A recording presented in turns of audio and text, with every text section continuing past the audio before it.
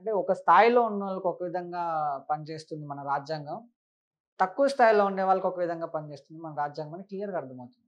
అదే నేను చెప్తున్నాను. ఈక్వాలిటీ లేదు అని చెప్పి నేను అడుగుతున్నాను. హ్మ్. స్థాయి, స్తోమత, ఆర్థిక పరిస్థితి, కులం ఉన్న వాళ్ళకి ఒకలాగా, అవి లేని వాళ్ళకి ఒకలాగా పనిచేస్తుంది. హ్మ్. అండ్ మోర్ ఇంపార్టెంట్ పాయింట్ ఏంటి అనంటే గనక, వీళ్ళ మీద ఇన్ని డ్రగ్స్ కేసులున్నయి, ఇన్ని కేసులున్నయి అని చెప్పనంటున్నారు.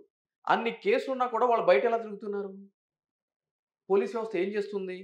అలా బయట తిరగడానికి అవకాశం కల్పించిన వాళ్ళు ఎవరు? మీరే కదా! అవునా కదా!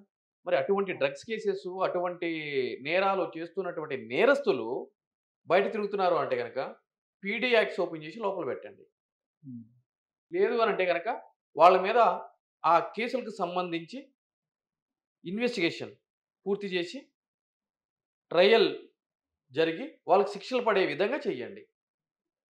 అవేమీ చేయకుండా, వాళ్ళు బయట తిరుగుతున్నారు కాబట్టి మేము కొడుతున్నాము అనంటే గనక, అది ఎంతవరకు సమంజసం అని అంటున్నా. అంటే